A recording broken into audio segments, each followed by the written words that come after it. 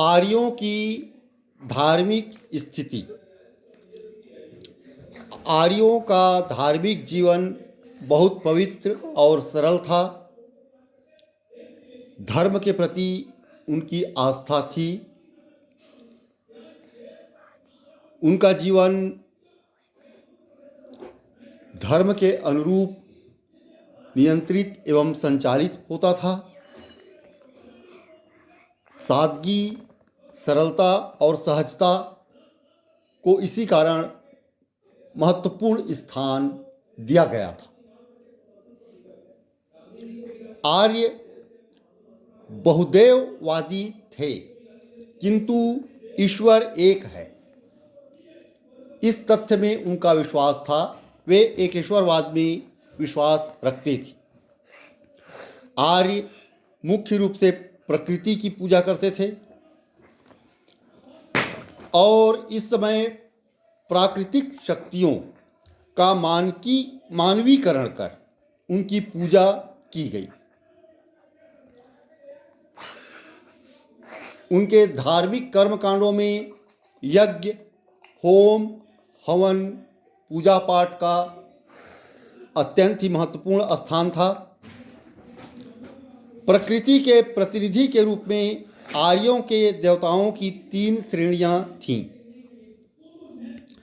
आकाश के देवता सूर्य सबसे प्रमुख देवता थे।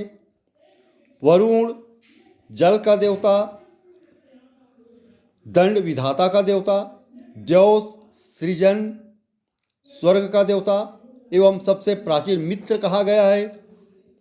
पूषण पशुओं व शूद्रों के देवता थे। विष्णु विश्व के पालनकर्ता व संरक्षक थे। सविता अमरत्व के देवता थे। अदिति व उषा प्रगति व उत्थान की देवी थी। अश्विन रोगों को दूर करने वाले देवता थे एवं मित्र प्रकाश के देवता इत्यादि देवों की वे आराधना पूजा किया करते थे। अंतरिक्ष के देवता में इंद्र या पुरंदर, मारुत या पवन के देवता, रुद्र पशुओं के देवता, पर्जन्य वर्षा के देवता थे। पृथ्वी के देवता में अग्नि, जिनका स्थान यज्ञ में प्रमुख था।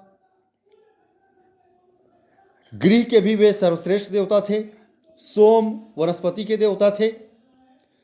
पृथ्वी सृजन की देवी थी। बृहस्पति यज्ञ के देवता थे। सरस्वती विद्या की देवी थी। ऋग्वेद में इंद्र का वर्णन सर्वाधिक प्रतापी एवं लोकप्रिय देवता के रूप में किया जाता है। इंद्र को आर्यों का युद्ध नेता तथा वर्षा, आंधी, तूफान का देवता माना जाता है। इंद्र का एक नाम पुरंदर भी है। पुरंदर का अर्थ है किलों पर विजय पाने वाला, अर्थात दुर्ग पर विजय पाने वाला, दुर्ग को तोड़ने वाला। इंद्र को इसीलिए पुरंदर भी कहा गया है। वे युद्ध में आर्यों के स्वाभाविक नेता थे। इस काल में अग्नि देवताओं तथा मनुष्यों के बीच मध्यस्थता थी। इस अग्नि के माध्यम से ही देवताओं को आहुति दी जाती थी। ऐसी मान्यता थी कि अग्नि में जो भी आहुतियाँ दी जाती हैं वे स्वर्ग में अथवा आकाश में बैठे देवताओं को प्राप्त हो जाती हैं। तीसरा प्रमुख देवता वरुण था। इन्हें 30 सूक्त समर्पित हैं। वरुण जल निधि का प्रतिनिधित्व करते थे। वरुण को प्रीतस्व गोपा भी कहा गया है। रुद्र अनैतिक आचरण से संबद्ध देवता है। ऋग्वेद में इन्हें त्रयंबक कहा गया है। इन्हें चिकित्सा का संरक्षक भी माना जाता है। हालर नामक इतिहासकार ने इनकी तुलना यूनानी देवता अपोलो के साथ की है।